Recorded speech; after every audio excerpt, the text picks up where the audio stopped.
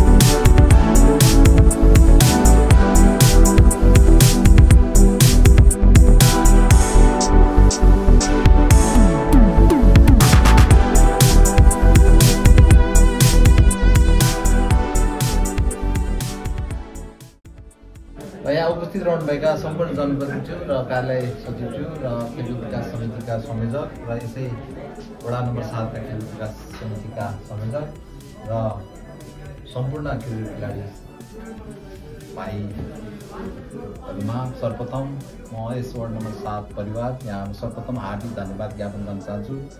म पनि एउटा खेलाडी भएर आइरहँदाखेरि मैले अहिले यहाँ भाइहरू जस्तो सुविधा पाएको थिएन।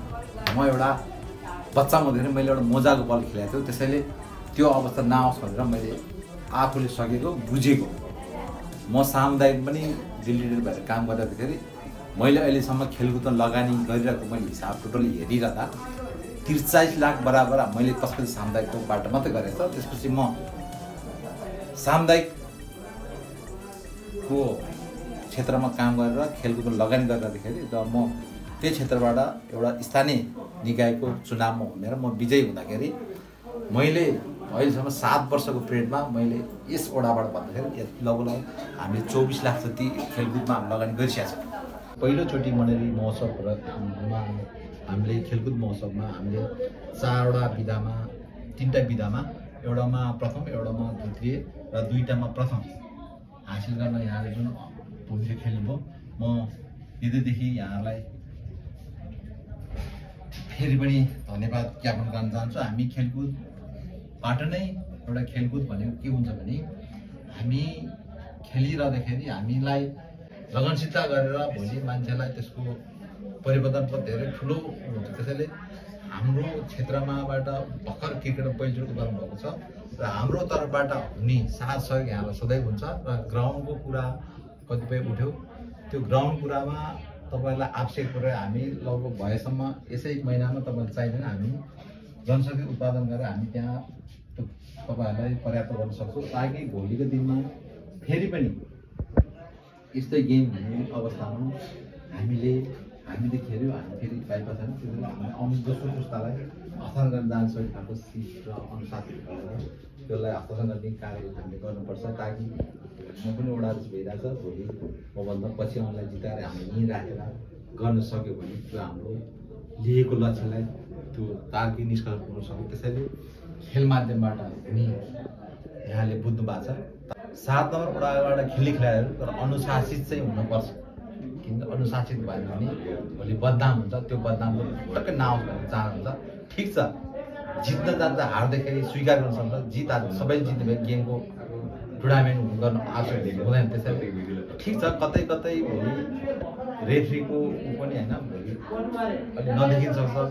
अनुशासित रेफ्रीलाई 90 मिनटको समय दिए हुन्छ, रेफ्रीले जे निर्णय त्यसलाई स्वीकार गर्नु, त्योभन्दा बाहेक अरू भयो भने त्यो खेलको अनुशासन विकास गतिशील पर्दैन। त्यो हुनाले त्यसलाई चाहिँ पक्कै पनि अवलम्बन गरेर जानुपर्छ। त्यसैले यहाँहरूलाई पहिलोचोटि प्रथम भएको छ, यहाँहरूलाई हामीले ओडाले पहिल्यै घोषणा गरेको छ, क्रिकेट टिमले अब आउने दिनमा 5151 रुपियाँ तपाईँले पाउनुहुन्छ र दोस्रोचोटि फेरि विजेतै भयो भने ऊ विजेता पाउँदैन, दोस्रोचोटि विजेतै भयो भने तपाईँले 15,000 पाउनुहुन्छ र अर्को तेस्रोचोटि विजेता भयो भने तपाईँले 55,000 प्रति व्यक्ति पर हेड पाउनुहुन्छ। त्यसैले